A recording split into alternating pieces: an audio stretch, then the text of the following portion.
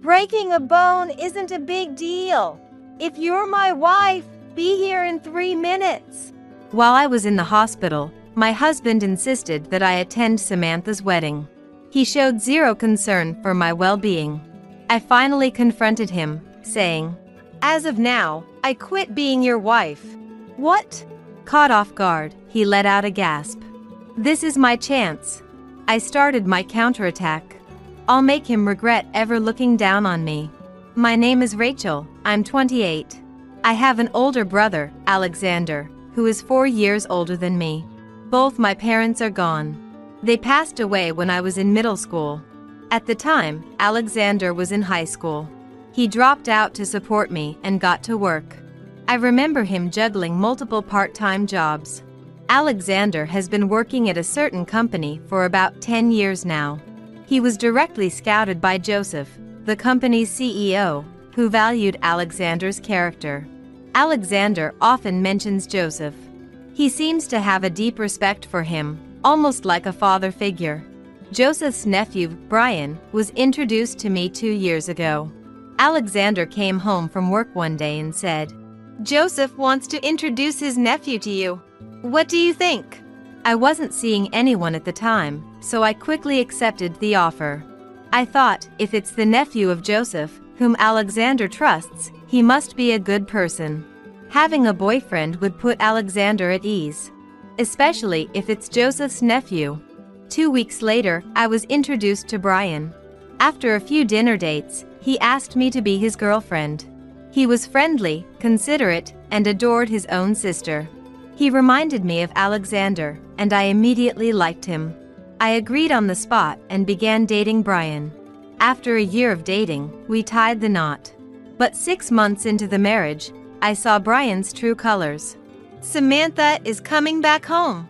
Brian excitedly told me this a month ago.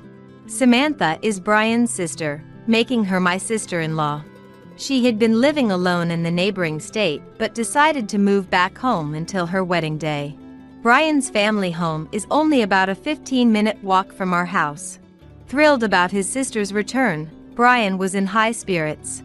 The night before Samantha was set to move in with her in-laws, Brian suddenly said this: "Samantha is coming home tomorrow. Get everything ready to welcome her." I left my job to focus on homemaking after we got married. So, I get that handling the household chores is my responsibility.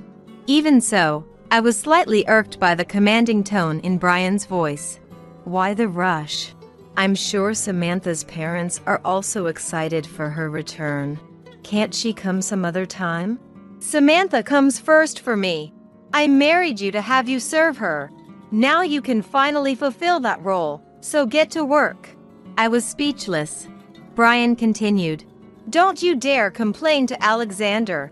If I ask Joseph, he can fire your precious Alexander in no time. You can't be serious. Do as you're told, and you won't have to worry. Got it?" I was devastated by his thinly veiled threat. Samantha, true to Brian's word, treated me like a servant.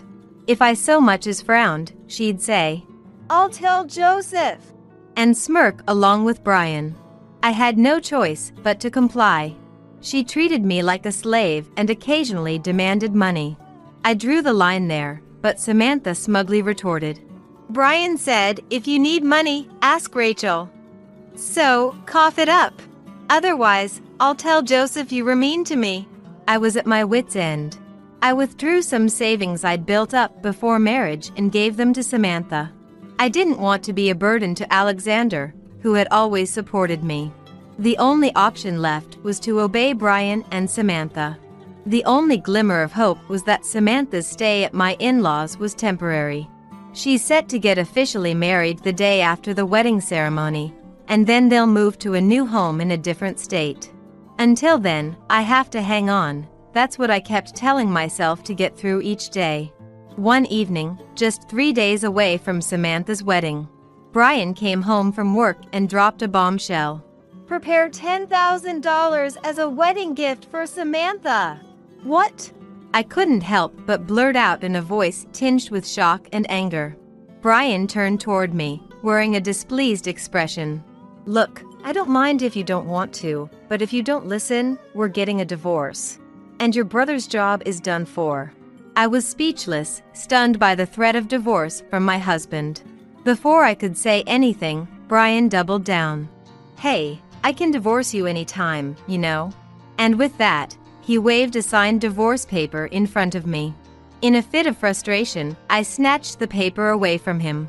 I shot him a piercing glare, but he remained defiant. Go ahead, make my day. Divorce me, and you and your brother are doomed. Hopeless, I felt cornered. I stormed out of the house, aimlessly wandering the nighttime streets. Why did it come to this? Devastated, mentally and physically, I felt completely lost. While attempting to descend a pedestrian bridge, my foot slipped. Ah! Before I could scream, I tumbled down to the ground below. I passed out as I hit the cold pavement. When I came to, I found myself in a hospital bed. Where am I? My brother Alexander peered into my face, full of concern. Rachel, are you all right? I was utterly confused. Observing my condition, Alexander explained what had happened. Last night, a passerby found me collapsed under the pedestrian bridge and called an ambulance. I had fractured my leg and would need a significant time to fully recover. I was even told I'd require long-term hospitalization and rehab. Alexander looked at me intently after his explanation. Why were you out at that hour? Brian hasn't even visited you in the hospital. Did something happen between you two? I could feel Alexander's genuine concern. I broke down, unable to hold back any longer. He only married me to use me. He threatened to fire you, Alexander, if I don't obey. I wanted to protect you, but now he's demanding $10,000 for Samantha's wedding gift. Alexander probably couldn't make heads or tails of my rambling. Even so, he nodded and simply said, You've been through a lot. After a good cry, I began to regain some semblance of composure. Alexander was radiating an aura of anger. After hearing my whole story, he smiled gently at me. You didn't have to worry about me. What I can't stand is seeing Rachel hurting. But thanks for having my back. He playfully tapped the top of my head. Despite being almost 30, it made me feel oddly secure. My phone rang right after I finished telling Alexander everything. It was a message from Brian. Hospitalized, huh? Don't think that's getting you out of our wedding gift.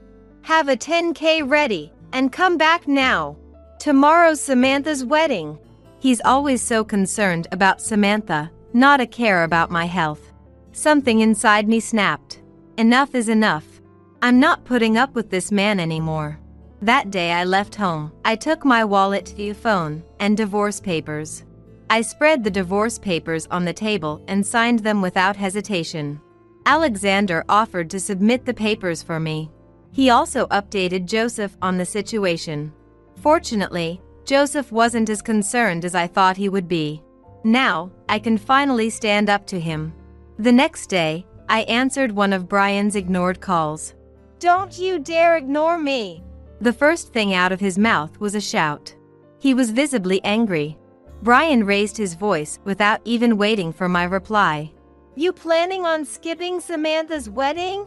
A fracture isn't that big a deal. Get over here in 3 minutes. And bring the gift money. I just quit being your wife. What? Caught off guard, he was speechless. What do you mean? Quit the nonsense and get over here. Or else I'll tell Joseph. I'm simply stating facts. We're divorced now. So, no wedding and no gift. Want to tell Joseph? Go ahead. Your threats don't work anymore. He didn't know Alexander had already informed Joseph. Brian tried another threat. Don't mess around. Do you want Alexander to lose his job? Is that okay? After all he did for you? Brian seemed a bit panicked, perhaps because I was unusually defiant. Staying silent all this time now seemed so foolish. I decided to clue him in. Alexander won't be fired. You will. Alexander already told Joseph you've been threatening me. Joseph is not happy with you. That can't be. Joseph has been very fond of me. I was even fast-tracked into the company. There's no way he'd fire me. Believe what you want. You'll find out soon enough. Are you at Samantha's venue? If you are, try finding Joseph. I bet you can't. Your little scheme with your sister has already been reported. There's no way. Joseph is livid. Not only is Brian getting fired, but Samantha's little scheme will also come to light. Have fun at the wedding. My ex-husband seemed incredulous at my words. Now that I have nothing to fear, there's no need for me to be intimidated by him anymore. When I raised my voice, Brian responded with a submissive tone. Poor big brother of yours. Quit high school just to support his sister, and now he'll lose his job because of that sister. You think an underdog like him can easily find another job? Even Alexander will start disliking you, you know? Don't call my brother an underdog. You're the real underdog here. You sure you want to say that? I'm really going to fire him. Apologize now and bring me $1 million and you're off the hook. You're Samantha's personal servant, after all. Bring me the $1 million now. I completely lost my cool with my condescending ex-husband. Forgetting I was in a hospital, I shouted into the phone. The one who needs to apologize is you. What? Stunned by my loud voice, I didn't hold back. I won't forgive you even if you apologize. You're definitely getting fired. And your wedding? I bet none of your family will even show up. Joseph's been talking to everyone, you know? No way! Joseph wouldn't do that. Well, they aren't at the venue, are they? Maybe it's time to realize you and your sister have been written off. The whole family's disgusted with you. Shame. Even Samantha probably won't forgive you. Hearing this, Brian let out a cry that almost sounded like a scream. And why shouldn't he? Losing his servant of a wife, alienated by family, and even potentially hated by his sister. He's got every reason to scream. I guess we're done here, I said to my ex, now presumably understanding the gravity of his situation. Enjoy your wedding, if it even happens. I hung up without waiting for Brian's response. After that, both Brian and Samantha called multiple times, but I ignored them. Eventually, they gave up and sent emails instead. Rachel, I was wrong. I won't call you a servant anymore. Please come back. Samantha's wedding will be ruined without you. Please attend and explain everything to Uncle. Rachel, I'm sorry. Please forgive me. You don't have to bring $1 million. Just bring 10,000 and come right away. I won't be able to have the ceremony, let alone register our marriage. They're still prioritizing their wedding at this point. I can only be flabbergasted at Samantha saying, 10,000 is fine. We're not family anymore. I sent the same message back to both of them. More calls and emails came, but I didn't respond. Sometime later, Alexander came to my hospital room. Following him was Brian's uncle. As soon as Joseph locked eyes with me, he deeply bowed his head. My nephew really messed up. I'm truly sorry. I never thought he'd be such a person. Don't worry, it's not Joseph's fault. Keep your head up. I've fired Brian. From now on, both Brian and Samantha will get the cold shoulder from the entire family. I'll also talk to his father. I'm sure he'll discipline him. Is that so? Finally, it's over. Hearing Joseph's words, I felt relieved for the first time. Just as Joseph promised, Brian lost his job. Seems like his job hunt is struggling. He's never really looked for a job before. Samantha, who received pushback from all relatives, had her wedding canceled, just as expected. Not only was their wedding canceled, but they were also ordered to pay for the cancellation fees. They're now disowned by their parents and live in a cramped apartment with no one to turn to. Brian is blamed by Samantha almost daily, saying, "This is all your fault." What was supposed to be happy co-living with his beloved sister turned into daily agony for him. Serves them right. As for me, thanks to Joseph's offer, I'm now working at the same company as Alexander. We've resumed our life together, just the two of us, living freely without any family interference. From now on, I plan to live a good life, supporting each other with Alexander. I'm a 33-year-old office worker. My husband, Tony, is 5 years older and we've been married for 7 years. Currently, due to certain circumstances, I live with my mother. Please ask me how I ended up in this situation. Going back 2 years, Tony and I built a house. At the time, Tony had just switched jobs and we didn't have much in the way of savings or income. Tony's previous job was at a major corporation. However, he suffered from insidious harassment from his boss, leading to sleepless nights and, a few months later, he became unable to go to work. He consulted a psychiatrist and took a leave of absence for about 3 months, but with no signs of recovery, he ultimately resigned. After that, we managed to live on my salary alone. Tony, unemployed for 2 months, began to regain his energy. He started eating well and sleeping again, and his psychiatrist was happy about his speedy recovery. My positive, beloved Tony was back. From there, he vigorously searched for a job. His experience at a major corporation was an advantage, but due to his reason for resignation being mental health, finding a new job wasn't easy. During this time, we found a small company that needed him. His salary was about 2/3 of what he used to earn, but seeing his eyes shine as he said, "It's way better than being jobless. Let's do this," made me happy. Moreover, it was in the field he wanted. We wanted to have children, but it was clear that life would become difficult if I stopped working. As a result, and because I also love my job, we gave up on having children. At the time, we didn't think about building a house as it was just the two of us. However, a cloud overshadowed our peaceful life. My mother, Karen, became paralyzed due to a traffic accident and had to live in a wheelchair. Since my father passed away when I was in middle school, Karen had been living alone. Our mother-in-law home was an old house. It was far from being wheelchair-friendly with many steps. Tony then suggested, "I'm worried, let's live together." Karen and I were surprised, but I love this kind of unexpected kindness from Tony. Tony had just changed jobs, so we didn't know what would happen, but we decided to apply for a mortgage. As expected, it was difficult to get a loan due to the short length of his current employment. But we possessed something unbeatable: determination and an unbreakable spirit, our greatest strengths. We persisted, trying out a 5th mortgage company. It was indeed difficult to get Tony's loan approved, but the loan officer proposed various options to us. We took a chance on one of these proposals, and it led to a successful loan approval. We finally decided to buy our own home. I had always dreamt of living in a house filled with the scent of wood.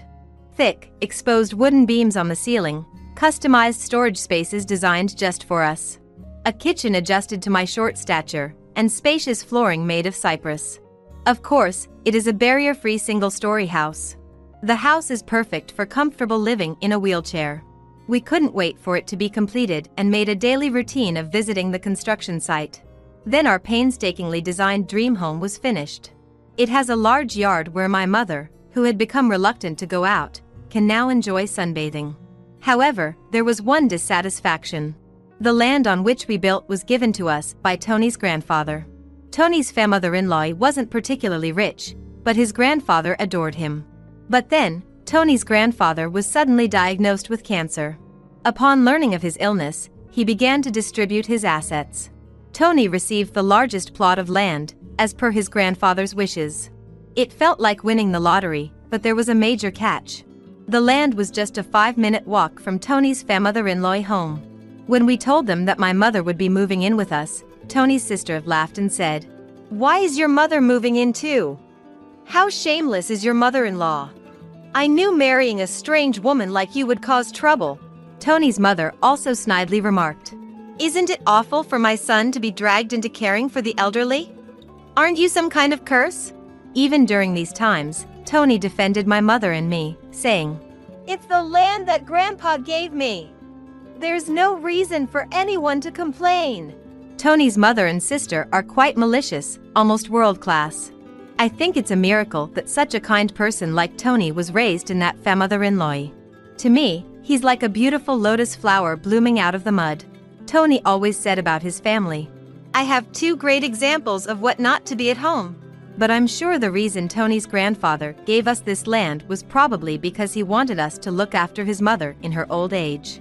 He also had other properties and gave Tony's sister a parking lot located 10 minutes walk from their mother-in-law home. In terms of size, it's about 2/3 of the land that Tony received. However, it already has a full parking contract, so the monthly parking lot income is significant. Personally, I would have preferred that. But you can't complain about a gift. It is something to be grateful for. In reality, thanks to my GIL, we were able to build a house. Having no cost for the land and being able to use it as collateral for a loan made a big difference. Once the house was completed, we invited my mother-in-law and sister-in-law's mother-in-law. However, during construction, we heard from the builders that they had come to see the house several times without our permission. They arrived an hour and a half later than the agreed time without any apology. Pardon our intrusion. This is kind of like Grandpa's house too, so it's kind of like our house as well. Oh, such a nice house. The smell of wood is nice, no need for air fresheners, said my sister-in-law as she waltzed in. Even though her shoes were muddy because of the rain, she didn't mind at all and went straight into our newly built house. Her husband also walked around in muddy shoes, ignoring the slippers we had prepared. When I urged, "We have slippers available, if you'd like to wear them," my sister-in-law laughed and replied, "It's such a hassle, you can just wipe the floor." From the get-go, the atmosphere was terrible. And, of course, they came empty-handed. After touring the rooms, they reached my mother's room. My mother's room is the most spacious and has the best sunlight. At my mother's request, we designed it like a duplex, complete with a kitchen.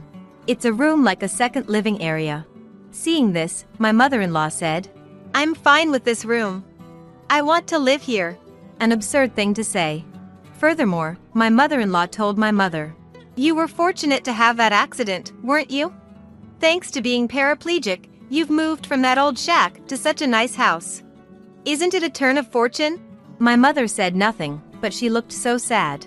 Inside, I was boiling over with anger. But before I could respond, Tony spoke up. "What did you just say? There are things you can and can't say to people. It makes me question your humanity. I don't even want to think that you're part of my mother-in-law. You're the worst. Apologize now," Tony said in a strong tone. Whether they found this amusing or not, my mother-in-law and sister-in-law glared at me. Then my sister-in-law confronted Tony with a heated look. "What? What's this all about? That's a total turn-off. It's not cool to invite people and then treat them like that. Just because you built a house doesn't mean you can act all high and mighty." The mother-in-law joined in, too. "Anyway, my son went off the rails because he ended up with a wife like you. You are a jinx." Tony didn't stay sister-in-law either. "Enough is enough. This mess started because of your rude remarks. You were saying that the accident was a good thing, and calling my wife a jinx. I won't forgive you for that." The mother-in-law and sister-in-law looked frustrated by Tony's strong rebuttal. Then, my mother, who had been watching the whole scene, apologized with a regretful look. "It's okay. I'm living together with them because I actually had an accident, and it's true that I was able to live in this beautiful house from a rundown one. Your son has always been kind to me. Thank you." Perhaps feeling guilty, the mother-in-law and sister-in-law left, shooting me a nasty look. My mother then apologized to Tony. "I'm sorry. I must have upset your mother and sisters. I'm sorry I ruined the mood on the day of the housewarming party because of me." Tony also said, "No, I should be the one apologizing. It's embarrassing. They really lack decency. I'm really sorry. But I am happy to be living with you, please understand that." With that, my mother started to tear up. Since it's near Tony's parents' house, the neighbors are all people we know. They all know Tony since he was a child, so they're very kind to us. 4 months have passed since that mess. When we were finally getting used to our new home, and my mother started to smother-in-law more, an incident occurred. I received a call from home while I was at work. We rarely get calls from home, so it startled me. My bad feeling came true. My mother, unable to hide her agitation, called me. It's awful. Tony collapsed at work. I, too, was agitated by the serious tone. I immediately consulted with my boss and headed to the hospital. On the way, I tried to remain calm by unconsciously imagining positive scenarios like, when I get to the hospital, he'll be all right, and joking around to keep me in good spirits. But when I arrived at the hospital, I couldn't believe my eyes. My husband, who was supposed to have gone to work cheerfully after eating breakfast as usual. We were supposed to have a movie date this weekend. But now, what I see is him, with countless tubes connected to his body. I was completely lost. The doctor said, he's in a very dangerous condition. Even if he survives, we don't know if he will regain consciousness. I felt as if I was in a movie, and I couldn't even cry. I prayed fervently. Yet, my prayers went unanswered. My husband, Tony, passed away just like that. In my state of shock, my mother-in-law and sister-in-law showed up, as expected. When they heard that Tony had passed away, my sister-in-law aggressively asked, did you poison him or something? Were you after his life insurance money? Did you poison him or something? Were you after his life insurance money? Following suit, my mother-in-law cornered me too. Bad things always happen when you're around. Just like your mother. You really are a jinx. I was so sad, I couldn't speak. Just then, my mother arrived in a caregiver's taxi. She was crying at the circumstances of Tony's death. Seeing my mother's tears, I was finally able to cry as well. As the two of us sobbed loudly, my mother-in-law said, oh, stop it. Can you quit the fake crying? My son changed after meeting you too. Now that my son is gone, I don't want to see your faces ever again. Don't appear before us again. And then she left the hospital. From there, we had a funeral director come in and arrange the schedule for the funeral. We headed to the funeral home. Tony's cause of death was a subarachnoid hemorrhage. I can't believe it, he was fine until morning. When I informed my mother-in-law about the funeral schedule, she replied unexpectedly, he always sided with you too, so I won't attend the funeral. My daughter won't come either. Many people from Tony's company and his friends attended the viewing. However, neither my mother-in-law nor my sister-in-law and her husband were present. It's unbelievable, but maybe that's just the kind of people they were. Many people attended the funeral too, and I could tell that Tony was loved by many. There were many who shed tears for his untimely death. I was glad to spend the whole day with them who sincerely miss my husband. I had received an email from my mother-in-law after Tony's death. But its content was inappropriate, so I didn't reply. The email was asking about the amount of life insurance money. She kept emailing because I hadn't replied, and eventually said, I have a right to receive it. I wasn't in a position to deal with it, so I ignored it. When we arrived at our house, I saw light seeping out of the room. My mother, Karen, looked puzzled and said, that's strange. I thought we turned off all the lights. Maybe I forgot to turn it off because I was too agitated. I replied, that's all right. It's only natural to be upset given the situation. And unlocked the door to our house. Sure enough, we could hear the sound of a TV coming from inside. Definitely weird. My mom and I exchanged glances, then fearfully entered the room. There, sitting in the room were my sister-in-law and her husband. What are you doing? I was so surprised that I couldn't even raise my voice. The living room was filled with unfamiliar furniture and boxes. We had absolutely no clue what was happening. My sister-in-law then said, why did you just barge in here? Well, it's your first time, so I'll let you off the hook. We're taking this house. We sold your stuff, so leave. My mother and I were utterly stunned. We had no idea what was going on. When I asked, where did our stuff and furniture go? She nonchalantly replied, we had a resale company come today and they took everything. You had some pretty good furniture. We got a good price for it. We bought this furniture with that money. Who wants furniture that a dead person used? It's bad luck, isn't it? I'm the type to care about such things.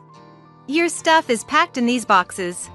I don't know if you're minimalists or just poor, but it was a relief that you had so few things. The furniture was carefully chosen by my husband. I absolutely couldn't forgive them. My mom was also furious, her face turning beet red, but she was too shocked to reply. I immediately called the resale company. After explaining the situation, they agreed to treat the items as stolen and return them. Honestly, now that my husband is gone, I want nothing to do with his mother-in-law. But I do feel a desire to stay in the house filled with memories of him.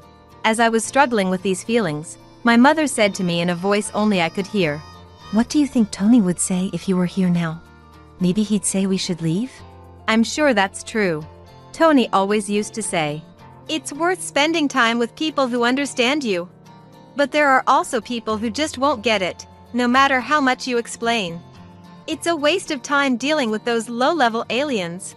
He was in fact talking about his mother and sister. I can see it clearly now. If we continue to live here, his mother-in-law and relatives will keep interfering. I impulsively signed a lease on an accessible apartment. My mother was taken aback by my decisiveness. I asked the resale company to keep the furniture for a few days, and it was moved to the new apartment 3 days later. In exchange for moving out, I made the mother-in-law and sister-in-law promise to cut ties with us. And so, a new life began with just my mother and me in the apartment. It seems that Tony had so many life insurance policies it was almost obsessive. Tony often joked, always with a smother-in-law, "When I die, you guys will be rich." True to his word, my husband left my mother and me enough money to be comfortable for the rest of our lives. He was unable to secure a mortgage when we bought the house. So, being an employee at a major corporation, I purchased the house under my name. I ensured that, even if something happened to Tony first, I certainly wasn't stupid enough to continue paying a mortgage for a house I wouldn't live in. Under the original contract, the house would be auctioned off if the mortgage wasn't paid for 3 months. In the hustle and bustle of life, 3 months passed in a flash. Then, I received a barrage of calls from my sister-in-law, Jessica, with astounding fury. My call history was filled with Jessica and my mother-in-law, Linda. "What the heck? This is seriously scary. It's like something out of a horror movie." I thought it was a little horror movie. Since they were being incredibly persistent, I picked up the phone only to find out they were furious that the house was being sold. Apparently, when they returned home, they were unable to get in, and there was a seizure notice. Jessica and her husband moved out of the apartment they had been living in since Tony passed away. Jessica had also quit her job. I suggested they move back to their parents' house since they were panicking about suddenly being homeless. To my surprise, Linda had become so involved in gambling that she couldn't keep up and had sold her own house. It seems they have been living together for the past 2 months. From what I hear, they even sold their primary source of income, a parking lot in front of the train station, a long time ago. Now, Linda and Jessica's mother-in-law are completely homeless. When Linda said, "I'm sorry for everything. Let's get along. Can you lend me some money, please?" I replied, "I think it's best if you stay away since I'm a jinx. We're strangers now that we've severed ties." Linda fell sister-in-law after mumbling a week. In my mind, I was laughing, thinking, "Who's the real bad luck charm here?" Then, when I said, "I won't lend you a single cent," Jessica, who had been listening to the conversation next to Linda, shouted, "You devil! Bring us the money right now." "Hee, I'm a devil and bad luck, so I'm going to hang up now," I replied and ended the call. In truth, I had a lawyer involved for the past 3 months, pushing for the auction of the house. I thought it was an unusual case, but apparently, it's not that uncommon. The house was sold without any major trouble, allowing our mother-in-law a moment of respite. We plan to find a new home with the money Tony left us. Given it's just my mother and I, we don't need a big house. We'd rather prioritize security as 2 women living together. And so, I chose a condominium with minimal noise disturbance. I remember something my husband always said when we built our home. "People can get energy from the sun. So let's create a place where mother-in-law can enjoy her hobby of reading in the garden without feeling self-conscious." With those words, he had made a spacious courtyard for her. So, I looked for a condo with a large balcony where she could enjoy her coffee and read. It's smaller than our previous home, but the room is spacious enough to house the furniture my husband proudly chose. The piece of land that was gifted to us by Tony's grandfather was expansive, and the house sold for more than expected. With that money, I bought a rather luxurious condominium. The security is top-notch, so my worrywart husband would surely rest easy.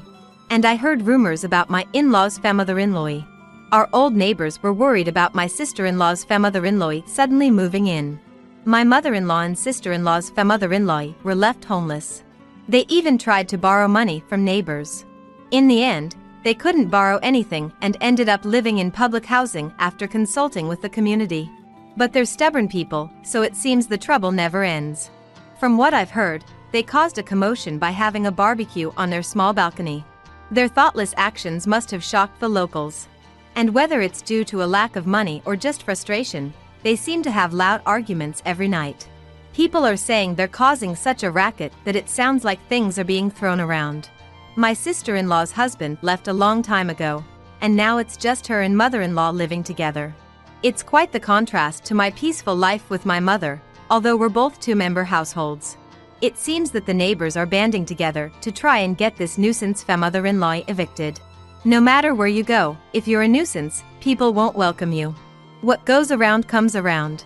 I just want to live peacefully and quietly, estranged from my embarrassing femother-in-law. I believe that Tony is surely watching over us.